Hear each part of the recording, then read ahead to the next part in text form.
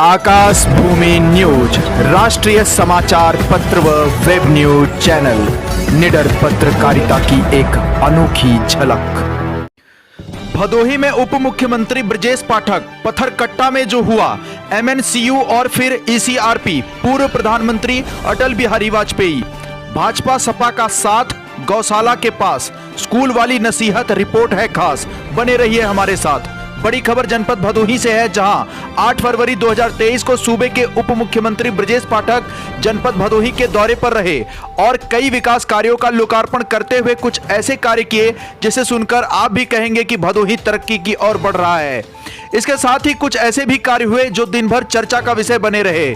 चलिए अब आपको भ्रमण के दौरान एक एक पल की खबर बताते हैं। सबसे पहले उप मुख्यमंत्री ब्रजेश पाठक जिला मुख्यालय सरपताह पहुंचे और कलेक्ट्रेट सभागार में जनपद में विकास कार्यों के संबंध में समीक्षा बैठक की और कलेक्ट्रेट के सामने स्थित 100 शैय्या अस्पताल में बर्न यूनिट की शुरुआत न होने पर नाराजगी जताई और कहा कि 2 से 3 दिन में शुरुआत कर मुझे अवगत कराएं। इसके साथ ही शिक्षा विभाग को निर्देशित करते हुए कहा कि शासन की योजनाओं के अनुरूप बच्चों को सभी सुविधाएं उपलब्ध कराई जाएं और जो कमी हो उससे हमें अवगत कराएं, हम उसे पूरा करेंगे। इसके साथ साथ जिलाधिकारी गौरांग राठी द्वारा जनपद में विकास कार्यों में तेजी लाए जाने पर डिप्टी सीएम द्वारा उनकी प्रशंसा की गई। यही नहीं, जनपद में कराए जा रहे विकास कार्यों जैसे हर गाँव में लाइब्रेरी, खेल मैदान, खेत तालाब जैसे अनोखे कार्यों पर डिप्टी सीएम ने भदोही जिलाधिकारी गौरांग राठी की सराहना की।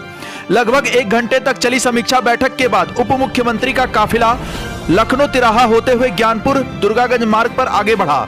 इस दौरान रास्ते में पढ़ने वाले प्राथमिक विद्यालयों लखनऊ, केशवपुर, सरपताह, दुलहीपुर, पाली, नागमलपुर, मतेथू में तिरंगा झंडा लेकर अभिवादन कर रहे स्कूली बच्चों से फ्लीट रुकवाकर मुलाकात की और उन्हें पढ़ लिखकर आगे बढ़ने के लिए प्रेरित किया।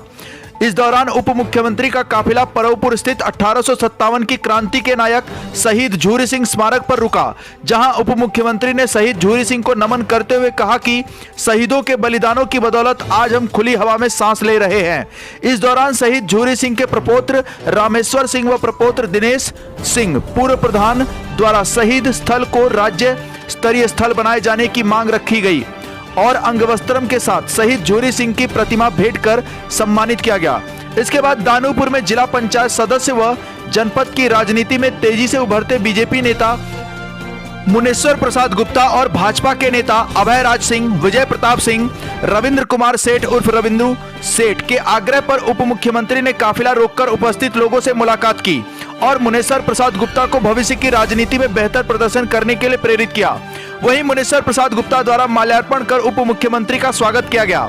इसके बाद काफिला सूर्यावा स्थित अटल चौराहे पर पहुंचा, जहां पूर्व प्रधानमंत्री भारत रत्न स्वर्गीय अटल बिहारी वाजपेयी की प्रतिमा का उप मुख्यमंत्री द्वारा अनावरण किया गया।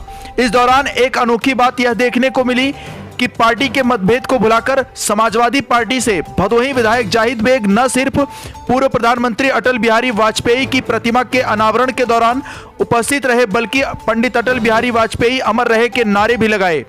इस दौरान भदोही सांसद रमेश चंद्र बिंद, जिला पंचायत अध्यक्ष अनिरुद्ध त्रिपाठी, औराई विधायक दीनानाथ भास्कर, ज्ञानपुर विधायक, पूर्व भदोही विधायक रविन्द्रनाथ त्रिपाठी, जिला अध्यक्ष भाजपा विनय श्रीवास्तव, मिस्टर ब्रिलियंट जिलाधिकारी गौरांग राठी, पुलिस अधीक्षक डॉक्टर अनिल कुमार, मुख्य विकास अधिकारी यशवंत कुमार सिंह ने भारत रत्न पंडित अटल बिहारी वाजपेयी की प्रतिमा का अनावरण कर माल्यार्पण करते हुए उन्हें नमन किया। इस दौरान अटल प्रतिमा अनावरण के साथ साथ अटल चौराहे पर गोल चक्कर निर्माण, अटल चौराहे से घनश्याम पेट्रोल पंप तक एवं सेवाश्रम इंटर कॉलेज तक दोनों साइड दीवार एवं रबर मोल्ड इंटरलॉकिंग कार्य का लोकार्पण भी किया।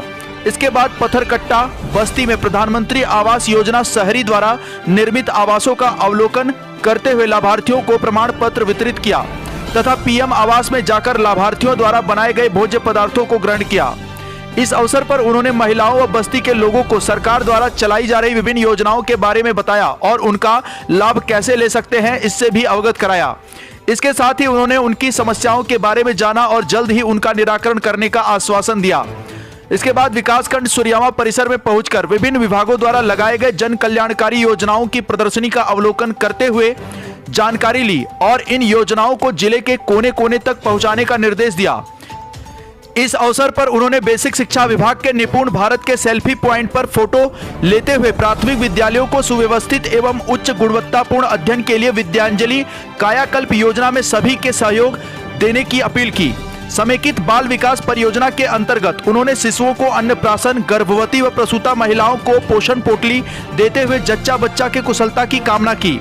दिव्यांगों को ट्राईसाइकिल का वितरण करते हुए उनका हालचाल जाना व उन्हें मिलने वाली अन्य सुविधाओं की जानकारी ली। कृषि विभाग के विभिन्न यंत्रों एवं अन्य योजनाओं तथा ट्रैक्टर के लाभार्थियों को चाबी वितरित किया। विकासखंड सभागार में उन्होंने स्वामी विवेकानंद युवा तकनीकी सशक्तिकरण योजना, टैबलेट एवं स्मार्टफोन वितरण, पीएम कुसुम योजना, सोलर पंप इंस्टीट्यूट योजना, फार्म मशीनरी बैंक, ट्रैक्टर वितरण, वृद्धावस्था पेंशन, निराश्रित महिला पेंशन, प्रधानमंत्री मत्स्य संपदा योजना, ग्लोबल इन्वेस्टमेंट समिट के अंतर्गत खाद्य प्रसंस्करण हेतु 3 करोड़ का MOU साइन सहित विभिन्न योजनाओं के अंतर्गत लाभार्थियों को स्वीकृति पत्र एवं प्रमाण पत्र वितरित किया। इस अवसर पर उन्होंने जनमानस को संबोधित करते हुए कहा कि प्रधानमंत्री व मुख्यमंत्री देश व प्रदेश के प्रत्येक नागरिक को आधारभूत सुविधाएं उपलब्ध कराने के लिए प्रतिबद्ध हैं और इसके लिए लगातार प्रयास जारी है। आज सरकार द्वारा विभिन्न कल्याणकारी योजनाओं के द्वारा समाज के अंतिम पायदान पर खड़े व्यक्तियों को लाभ पहुंचाया जा रहा है। सड़क, बिजली, पानी, स्वास्थ्य, शिक्षा आदि प्रमुख सुविधाओं को लोगों तक पहुंचाने का निरंतर सफल प्रयास किया जा रहा है। उप मुख्यमंत्री ने सामुदायिक स्वास्थ्य केंद्र सूर्यावा का निरीक्षण करते हुए mother newborn care unit MNCU ward का लोकार्पण किया और उपस्थित नर्स से जानकारी ली। उन्होंने चिकित्सा अधिकारी को अधिकतम संस्थागत प्रसव कराने के लिए निर्देशित किया। इस संबंध में सीएमओ ने बताया कि तीव्र गति से कार्य किया जा रहा है, जल्द ही इसे क्रियाशील कर दिया जाएगा। उप मुख्यमंत्री ने 20 हेल्थ एंड वेलनेस सेंटर का लोकार्पण करते हुए जनता को उत्तम स्वास्थ्य सुविधा उपलब्ध कराने के लिए समर्पित किया। इस दौरान उन्होंने आयुष्मान कार्ड लाभार्थियों को वितरित करते हुए बताया कि सरकार द्वारा इस कार्ड के माध्यम से आपको 5 लाख का मुफ्त इलाज उपलब्ध कराया जाएगा। उप मुख्यमंत्री ने कस्तूरीपुर के गौशाला का निरीक्षण करते हुए गौ सेवा की। मुख्य पशु चिकित्सा अधिकारी द्वारा बताया गया कि गौशाला में सभी आवश्यक सुविधाएं उपलब्ध कराई गई हैं। उन्होंने गौशाला में गायों के स्वास्थ्य, ईयर टैगिंग, भूसा, हरा चारा व अन्य सुविधाएं सहित समय पर उपलब्ध कराने का निर्देश दिया। इसके बाद कंपोजिट विद्यालय चकदुखरन व आदर्श विद्यालय कस्तूरीपुर का निरीक्षण किया। न सिर्फ निरीक्षण किया बल्कि कक्षाओं में जाकर छात्र छात्राओं से बात भी की और उनकी समस्याओं के बारे में जाना। इसके साथ ही शिक्षकों को मेहनत के साथ पढ़ाने का निर्देश दिया। इस दौरान उन्होंने भोजनालय कक्ष, पोषण वाटिका, विद्यालय की बाउंड्री, भवन, छात्रों के ड्रेस व जूता मोजा आदि बिंदुओं पर निरीक्षण करते हुए जानकारी ली। भ्रमण के दौरान ADM Shailendra Kumar Mishra, additional SP Rajesh Bharti, SDM Bhadohi Kripashankar Pandey, SDM Gyanpur Ashwini Pandey, उपायुक्त श्रम रोजगार BDO सूर्यावा, DPRO पुलिस क्षेत्राधिकारी भुवनेश्वर पांडे, जिला सूचना अधिकारी डॉक्टर पंकज सहित जनपद के अन्य अधिकारी और जनप्रतिनिधि उपस्थित रहे। वहीं इस दौरान पूरे काफिले के दौरान विनय कुमार पांडे उर्फ गोरेलाल ने नारों की धूम मचा दी। जनपद भदोही से सुरेश कुमार मिश्रा के साथ दीपक कुमार मिश्रा की रिपोर्ट। विकासखंड परिसर सूर्यावा भदोही में विभिन्न योजनाओं के लाभार्थियों को स्वीकृति पत्र वितरण, प्रमाण पत्र वितरण के भव्य एवं गरिमामय समारोह में हमारे बीच में उपस्थित हैं भदोही जनपद के यशस्वी सांसद आदरणीय रमेश चंद्र भिंडी, सदस्य विधानसभा हमारे पुराने साथी आदरणीय दीनानाथ भास्कर जी, हमारे छोटे भाई माननीय विधायक आदरणीय विपुल दुबे जी, पूर्व विधायक आदरणीय रवींद्र त्रिपाठी जी, भारतीय जनता पार्टी के यशस्वी जिला अध्यक्ष आदरणीय विनय कुमार श्रीवास्तव जी, जिला पंचायत के आदरणीय अध्यक्ष जी अंजन कुमार जी, आदरणीय जिलाधिकारी महोदय, आदरणीय मुख्य विकास अधिकारी महोदय, सभी सम्मानित जनप्रतिनिधिगण, पत्रकार मित्रों, उपस्थित भाइयों तथा बहनों, आदरणीय प्रधानमंत्री नरेंद्र मोदी जी ने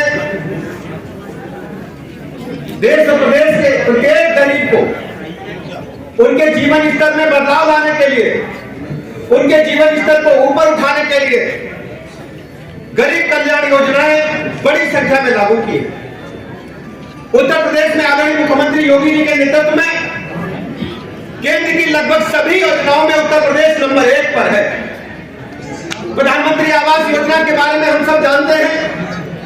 2017 से पहले आदरणीय प्रधानमंत्री नरेंद्र मोदी जी ने 2014 में देश की कमान संभाली और उत्तर प्रदेश को लगातार गरीबों के मकान बनाने के लिए प्रधानमंत्री आवास योजना में धनराशि का आवंटन किया। लेकिन समाजवादी पार्टी की सरकार होने के कारण प्रदेश के गरीबों को निःशुल्क मकान नहीं मिल पाए।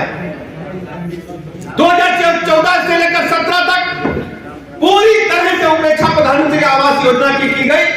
हमारे पत्रकार मित्र आंकड़े देखेंगे।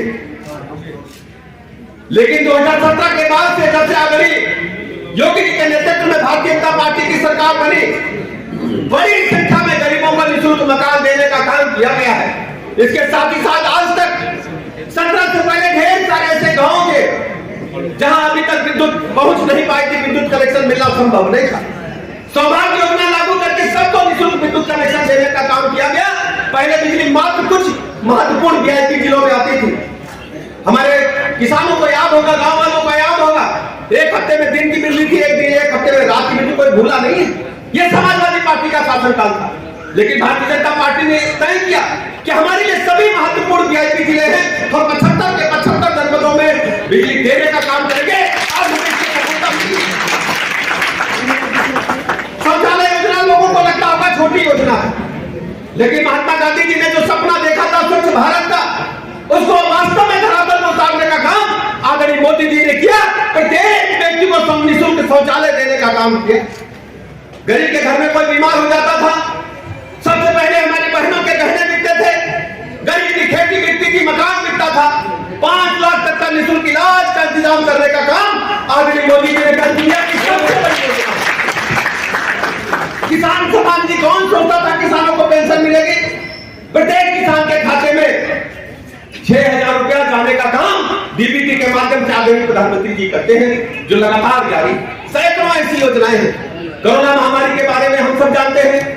आज भी चाइना में हाहाकार मचा हुआ है, पड़ोसी देश है। दुनिया के अन्य राष्ट्रों में जापान जैसे जो सर्व विकसित मानते थे, वहां कोरोना को लेकर हाहाकार है। लेकिन मोदी जी ने क्या किया?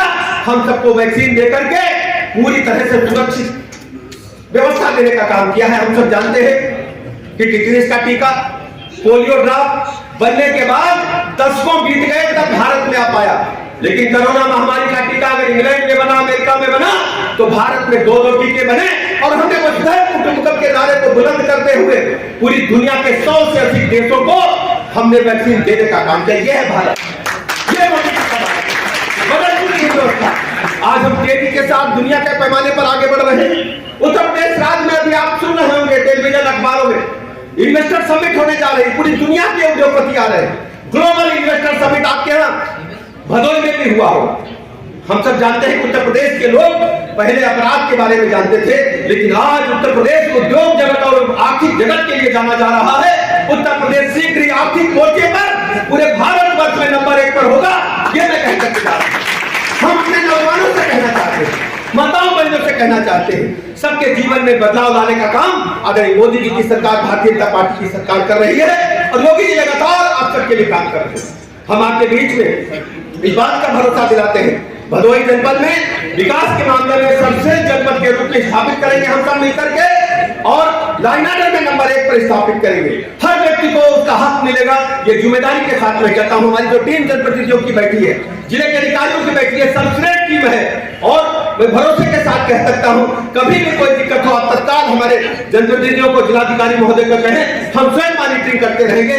लेकिन भदोही के जनपद के सभी लोगों को सर्वश्रेष्ठ जनपद के रूप में स्थापित करके विकास के मामले में नंबर 1 पर लाने का हम सब काम करेंगे। इन्हीं लक्ष्यों के साथ मैं आप सबका बहुत बहुत आभार प्रकट करता हूं। धन्यवाद। लाल बटन दबाकर चैनल को सब्सक्राइब करें तथा घंटी का बटन अवश्य दबाएं ताकि सभी वीडियो की जानकारी आपको मिलती रहे। अपने आसपास होने वाली घटनाओं की जानकारी के लिए आप हमें नीचे लिखे नंबरों पर संपर्क कर सकते हैं। आप अपने आसपास होने वाली घटनाओं का वीडियो हमें व्हाट्सएप भी कर सकते हैं।